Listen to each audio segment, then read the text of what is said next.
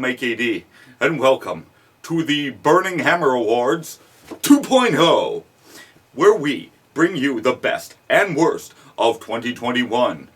It's like 2020. Shitty wrestling, but with a crowd. Worst authority figure, Sonya Deville. When she started out in this role, it seemed as if this would be a temporary reassignment.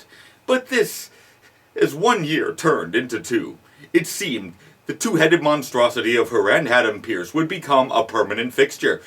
And although Pearce is turning into a decent authority figure, Sonya is just brutal in this role. Pushing her weight around, abusing her power, when who the fuck put her in charge? Worst female wrestler, Dana Brooke. How long have you worked for this company and still haven't improved? And Carmella. They have an entire roster of some of the top performers in the world, but who do they choose to push? Corey Graves' personal pincushion. Okay, worst male wrestler. Has to be one of those overgrown lumbering giant dudes. Vince is in love with these guys that have trouble getting in the door. The worst of these two are Commander Aziz and Shanky. That's what developmental is for. What the fuck happened? Worst tag team. This has to be T-Bar and Mace. Good to see their team didn't last long. I was praying that Dijakovic would be repackaged after one of those worst gimmicks in reported history, but they haven't been repackaged at all. They've gone from sucking together to sucking apart. Wait, that didn't come out just right. Okay, time for the Duke Drozy What a Waste Award. Oh boy, here we go. Akira Tozawa, Shelton Benjamin, Cedric Alexander, Chad Gable, and Otis used as heels, Drew Gulak, and the whole 24/7 Geek Squad. Every week they take a break from catering to run around backstage. Worst commentator. For the second year in a row, just can't tolerate the uber-scripted, ultra-predictable commentary of Michael Cole, Byron Saxton,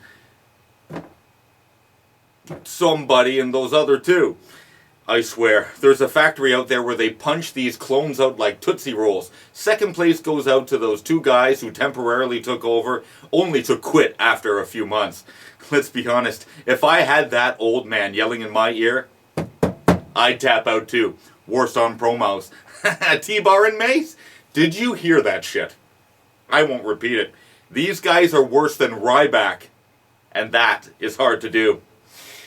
Charismatic Vacuum Award, Von Wagner. This guy looks like Edge had a secret love child with El Gigante, but he doesn't possess the mic skills. Tragic. Why are they pushing this guy award? Almost, ho ho ho, the Green Giant. Good move, putting him with AJ to hide his deficiencies, but let's be honest, he's big and awkward and nowhere near ready. But because Vince is a real size queen, they're building this guy up to crash down to earth. I don't see another Andre here. I see another Khali. Worst rebrand. Calling Rex Steiner Braun Breaker. Nobody has a name with 2 Ks in a row. That is retarded. Is the heat with Scott Steiner so bad that you won't even acknowledge him as a Steiner? How can you work for a company that hates your family that bad they won't even let you use their last name? Second goes to rebranding an excellent women's wrestler, Piper Niven, and calling her Dewdrop and Nikki ASH. She's almost a superhero, you know. Everything the Hurricane was, minus everything. And then there's Madcap Moss. Madcap Moss. His name is Riddick Moss. Nobody knows what Madcap even means. He's not a comedian. He wins all the events at the Combine every year. He's a hell of an athlete. Let him go out and prove it. Time to push this guy or cut bait. The Dolph Ziggler Award for Start, Stop Pushing, Finn Balor. The guy starts out hot as molten lead. Then he gets hurt, so you sour on him. He comes back only to be used as a mid-carder. Then he goes back to NXT, does some of the best work of his career. Then because there's nowhere else to go, you return to the main roster. Big push, only to be heated up to make another opponent for Roman, and then crushed back down to reality. Worst finish to a match. Finn Balor versus Roman Reigns. Nothing can stop the demon, except the top rope breaking. If you don't want to beat him, put someone else in that position. The Chloroform Award. Monday Night Raw. The show sucks. It's too long, and it's just too much for my visual cortex to tolerate. Okay, the Deja Vu Award. The Deja Vu Award. The feeling I've seen this wrestler or combination of superstardom to an outrageous degree. New Day versus Usos or any other team for the tag titles. You have dozens of people you don't use. Make some frickin' tag teams. The Bastion Booger Award for Worst Physique. Sami Zayn again. I'm surprised Vince hasn't asked him to put on a shirt. And Ivar. Holy moly. If that guy wasn't doing cartwheels, they'd be having some serious questions about this guy's physical conditioning. Worst booking. The Queen's Crown Tournament. I understand. You want gender equality by staging a men and women's tournament, but at least give the performers some credibility. Just look at the lengths of some of these matches. 2 minutes 10 seconds, 1 minute 40 seconds, 1 minute 25 seconds, 3 minutes. Some of the men's matches went longer than the entire women's tournament. What a joke. Worst feud. Ava Marie versus Doudrop. Number 1. What is All Red Everything even doing in this company when far better wrestlers were fired due to budget cuts and somehow she survived? And to think they suspended her for performance enhancers. Yeah, right. My colleague Joey D said it best. To take performance enhancers implies you have to be able to perform. What performance? Most overrated. Liv Morgan. Don't get it. Doesn't look like a superstar. Doesn't wrestle like a superstar. She must move the blood south of the border for Imhotep. Time for the Bailey This Is Your Life Award for Worst Segment. Boy, have we got a plethora of putrid segments this year. There was another title handover this year. But this time, it's not the insignificant SmackDown titles. No, it's both the women's championships. They couldn't find a way to get Becky on Raw and Charlotte on SmackDown without both of them escaping there without the other brand's titles. Charlotte refused to follow the script, and as a result was a total train wreck of a segment where belts get thrown on the ground. Afterward, the vitriol spilled over into the backstage area, and Charlotte had to be escorted out of the arena. That's what happens when you treat the queen like she's above everybody. Sooner or later, she starts believing it. Here's the solution. It's called long-term booking. Heard of that? Nah, fuck it. Silver medal of shit goes to the whole Alexa Bliss as the new Fiend and her doll Lily getting more screen time than half the roster. Every feud, angle, and segment was hot garbage. And that zombie lumberjack match between The Miz and Damian Priest that resulted in Miz getting hurt for the first time in his career. And for what? A cross promotion for a Dave Bautista movie. Worst NXT call-up. This goes out to all the unfortunate souls that were brought up this year only to be repackaged, destroyed, and ultimately fired. We'll focus on 2 of them. 1, Keith Lee. A man with the size, the ring ability, and charisma that was a shoo-in for a top-level performer. He came in with a strong debut and then got COVID and got really sick. And as they say, that is the end. After several months on the shelf, he returns only to be used sparingly, having his name changed to Bearcat Lee, then released. Number 2, Karrion Kross. It would be funny if it wasn't so tragic. He had the look, the size, the physique, physical charisma, an amazing entourage, his wife as his hot manager, and he was the NXT champion when he made his debut. And how do they treat him? Edited music, simple entrance, no manager, and better than that, he loses to Jeff Hardy in 90 seconds. He drops the NXT title, he comes up to the main roster, but we get no manager, red suspenders, and a shredder bondage mask. Some guys are okay the way you are, you senile old fuck. Long and short of it is, he's released along with his wife. Worst heel turn, Shotzi Blackheart. Or Shotzi. What happened to her last name?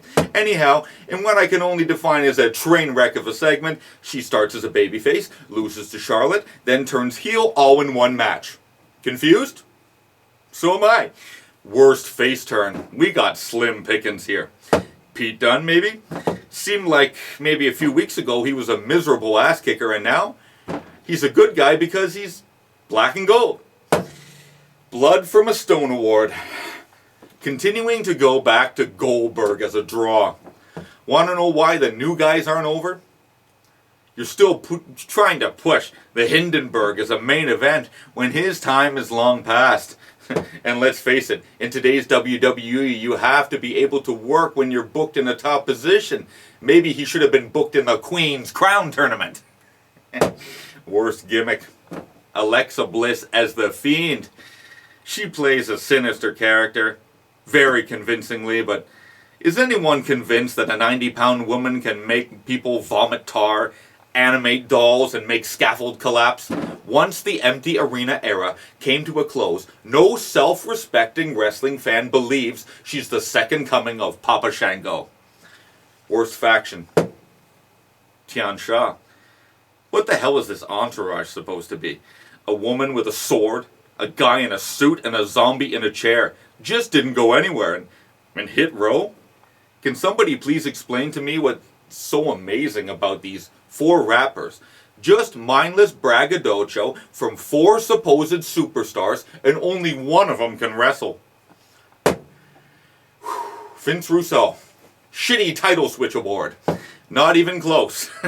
Becky returns, and as a surprise opponent when Sasha Banks is unable to compete. Not only does Becky win, but she crushes the momentum of a babyface champion, Bianca Belair, in 19 seconds. The woman you built up for a year. Yep, Becky, Uber Alice. Worst WWE pay-per-view. Survivor Series. You spend so much time trying to stroke the Saudi prince, you forget you have a major pay-per-view just a few weeks later and didn't even try to build it. On top of that, there are no consequences for the results of the matches that apparently only happen once a year. I call bullshit. Go back to heel versus heel or team versus team. Otherwise, this is a 3-hour waste of time. Worst match of the year. Elektra Lopez versus B-Fab in a no rules match. Well, I mean, both these ladies are extremely green and just expose the issues with NXT right now. The award for worst booker of a major wrestling promotion. Vince McMahon. This guy is old, stubborn, stuck in his ways, and the ratings continue to drop. This year, he released enough wrestlers to start a major wrestling promotion. Let me just give you an idea of who he signed, wasted, misused, and squandered the potential of. Wesley Blake, Steve Cutler, and Jackson Riker, whose whole stable was doomed the minute Jackson Riker said nice things about Trump. Do unto others, eh? The whole Lucha House Party, who turned every Monday into a weekly stereotype, but still managed to put on good matches. Your piñata is popped. Adios. Tucker Knight. Remember the guy who was Otis's partner? You broke them up to push Otis as a bigger star? Where is he now? In a tag team. Chelsea Green. Fed to Charlotte, then discarded. Mickie James. You sent her gear in a garbage bag. You icons. Let's be honest. Nobody missed these two. Samoa Joe. Then he resigns, wins the NXT title. Then he loses the NXT title, then conveniently disappears. Lars Sullivan proves you can't say anything, and anything you've already said, people will find.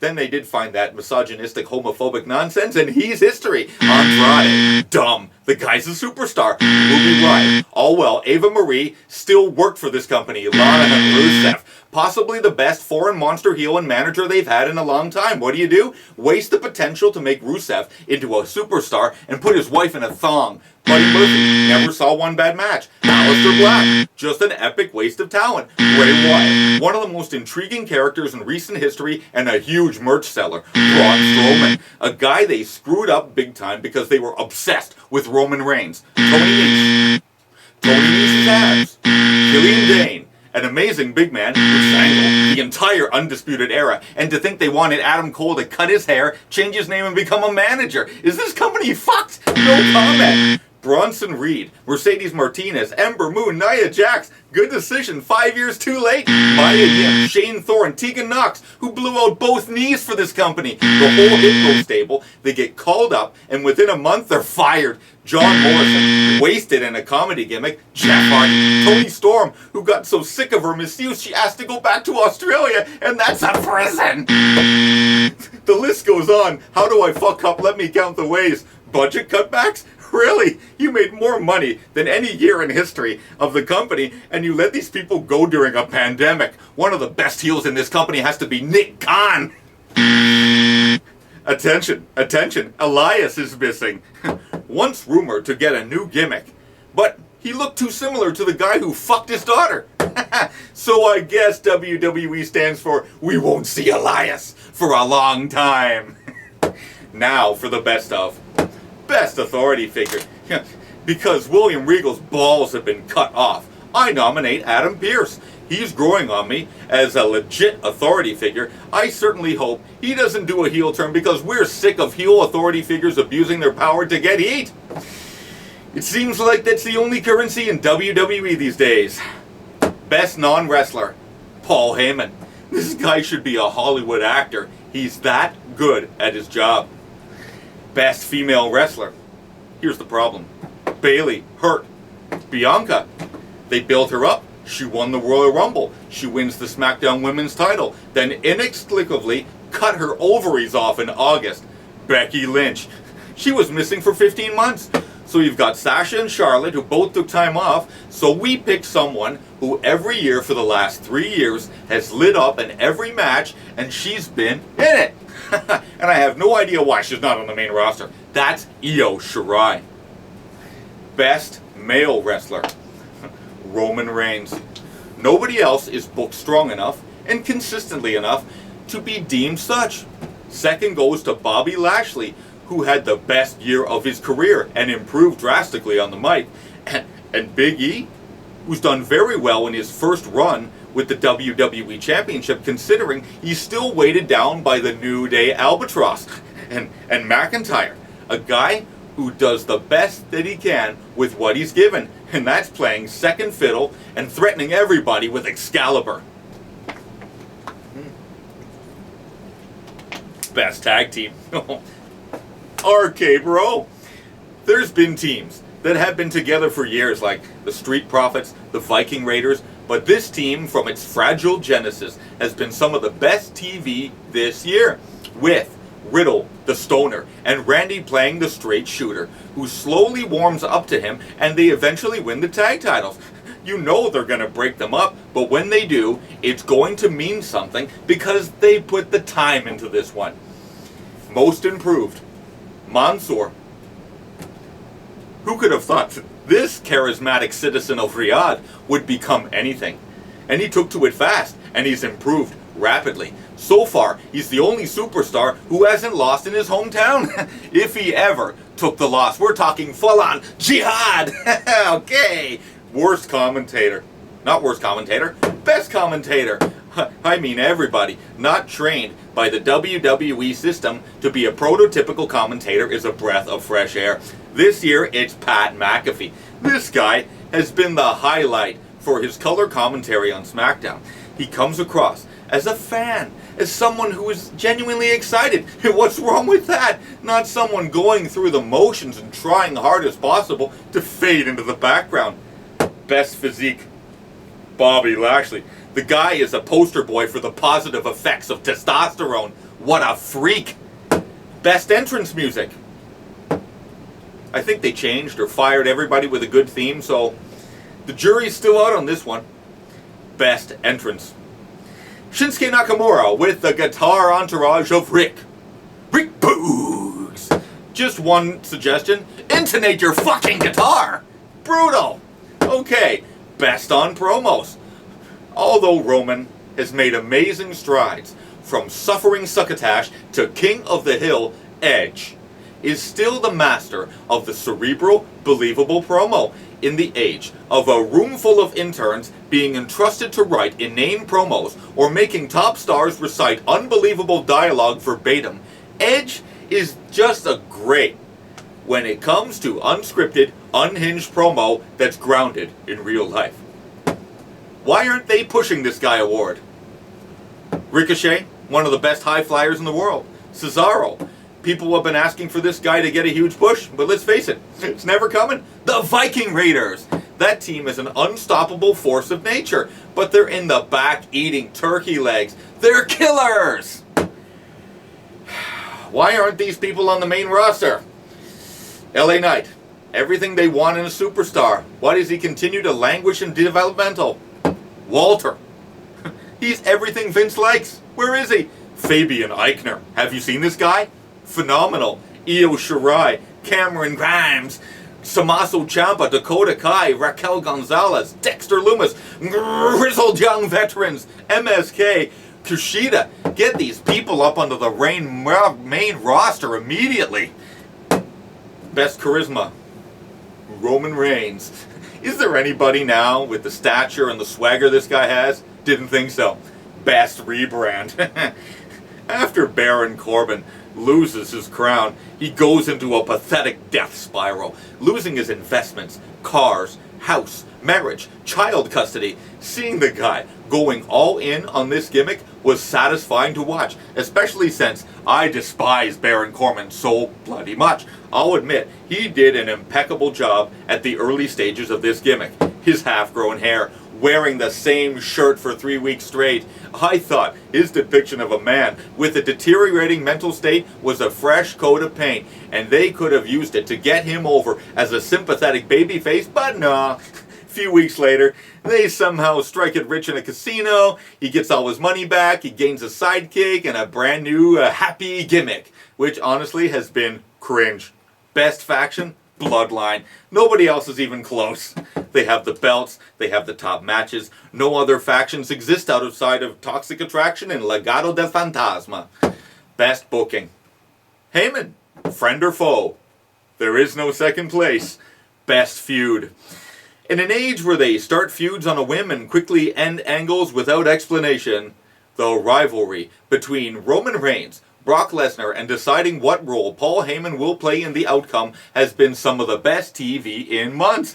It's revitalized Brock as a babyface, and it looks like he's actually having fun. This one's going all the way to WrestleMania.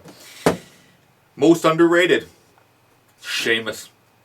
You know, there was a time when I had a massive hate-on for this guy, but in the last few years, he's put on some real bangers with everybody. Big E, McIntyre, Hardy, Matt Riddle, name a guy, big or small, he's delivered big time.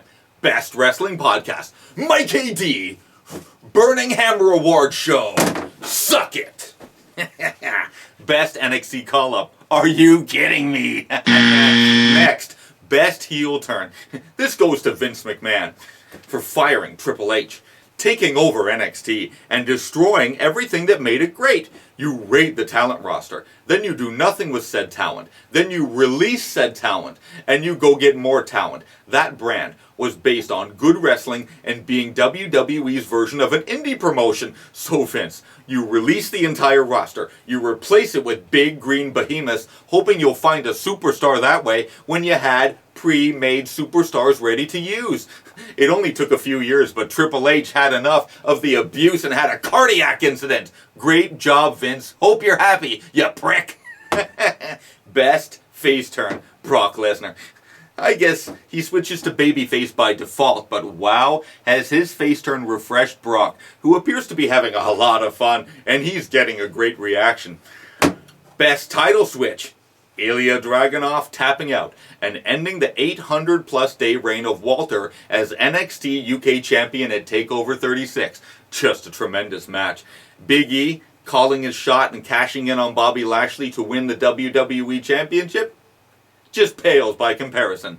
Best NXT pay-per-view, TakeOver 36. Some great matches on this card, including Walter versus Ilya Dragunov in that classic, and the Adam Cole-Kyle O'Reilly 2 out of 3 Falls match. Best WWE pay-per-view. For once, the yearly jaunt to Saudi Arabia didn't suck a camel's ass. The card was stacked, and many of the matches were high quality. Also deserving of consideration was the Money in the Bank and WrestleMania 37 in front of a live crowd this time. Match of the year. Several matches deserve some recognition, but those that stood out were Edge versus Seth Rollins in their Hell in a Cell blow-off. The men's Money in the Bank ladder match, including McIntyre, Kevin Owens, King Nakamura, John Morrison, Big E, Ricochet, and Riddle, and the triple threat between Roman Reigns, Daniel Bryan, and Edge for the Universal Championship. That's it. Don't like the choices? You know what they say. Opinions are like assholes. You assholes! Don't like the change in the set? Just remember, this podcast is the personal playground of one man, and it's entertaining an audience of one. That's right, I'm holding all your hopes and dreams and your mom hostage. Don't like who they're pushing now? Neither do I. I'd put arsenic in his protein bar, but it would probably give him gas. Maybe they should give Nails another shot at it. Don't like the face? Face facts. This is what happens when you work for a living and you watch your hopes and dreams fall through your hands.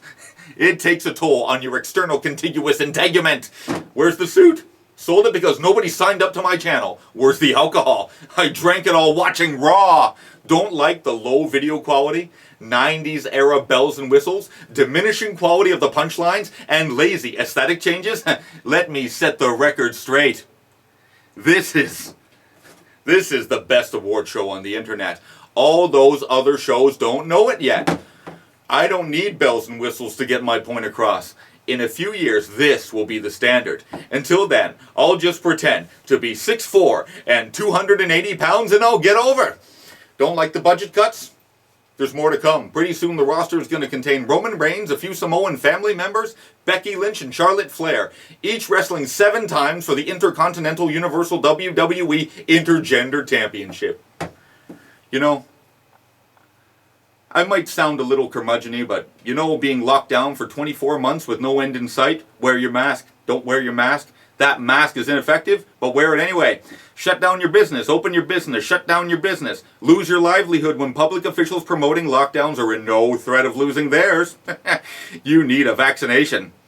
You can't sit there, you need 2 vaccinations. That vaccination is no good because of the continually emerging variants. You need a booster. That booster won't protect you against said emerging variant, but get it anyway. What's your proof of vaccination? The polio vaccine prevented polio, but why is the COVID vaccine completely incapable of preventing COVID? You lose your job. Can't see a movie. Other countries are wide open, while we still have the most widespread cases of Stockholm Syndrome in history. Continually canceling get-togethers, parties, heavy metal concerts, missing funerals, weddings, the things that make life worth living, while our elected officials continue to sidestep the rules and only obey their own dictates while the cameras are rolling. Makes you believe that you are the unwilling participant in the biggest fraud in history or the most sinister reality show of all time. And while we're at it, WWE really sucks right now, which is the big turd on the top of the cherry cheesecake. So I offer a suggestion. Switch to AEW, Impact, or whatever wrestling promotion doesn't alienate you. I'm glad I have an alternative because I'll admit there's some weeks I totally miss the product and I miss absolutely nothing. And if that doesn't help, do something else. Go outside. Enjoy the small social life they allow you to have. Have sex once. Beat your head against a brick wall to prove to yourself that you're still alive. Anything, because life is too valuable to spend it as miserable as I am. But that's the way it is when you're a security guard. You just observe and report.